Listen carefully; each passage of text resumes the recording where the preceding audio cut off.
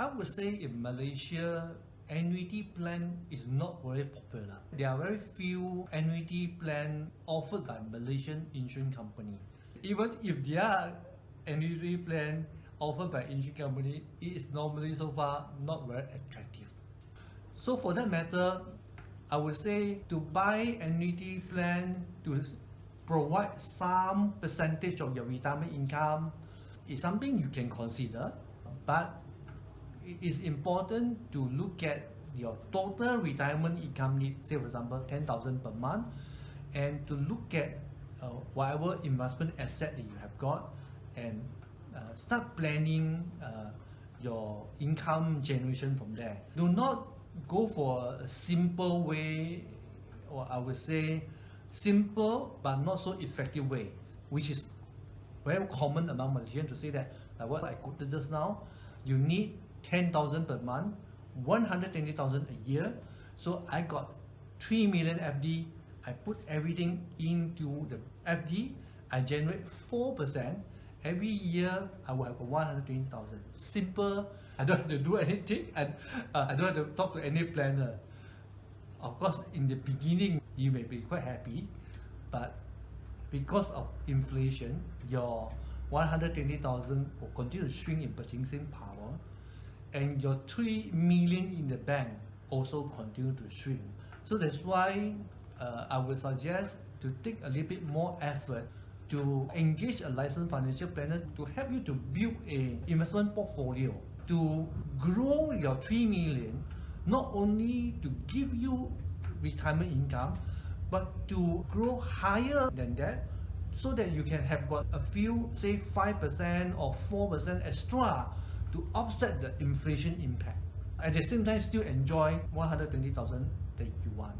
So I would say that is something more practical, something more effective when it comes to retirement income planning, rather than just put the money in the bank and live on that interest.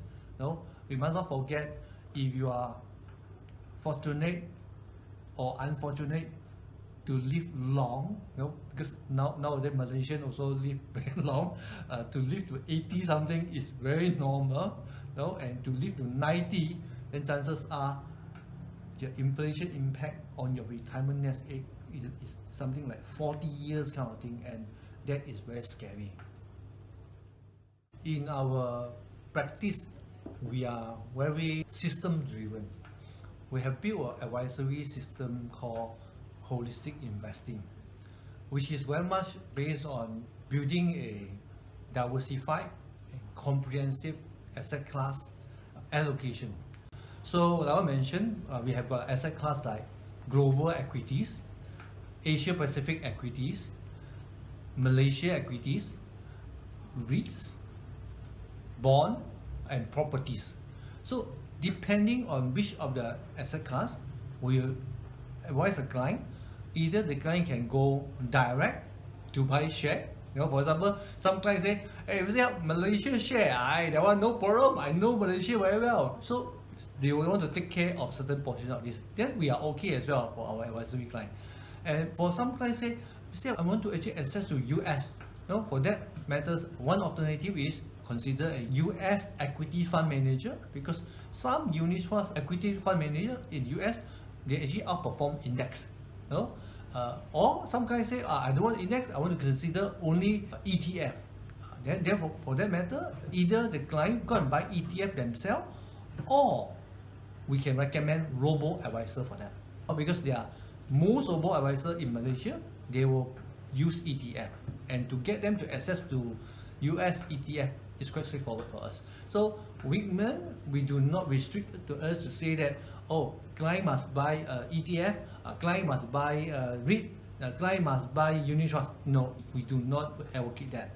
What we advocate is that we need to develop a asset class allocation plan where both client and us agree, and then depending on which asset class, we will select the suitable investment product or investment tool, to access to that.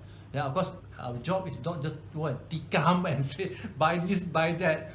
The job must continue with monitoring to see how is it doing, And in between, is there a corrective action need to be done? If money is important to you, please remember to subscribe to my channel.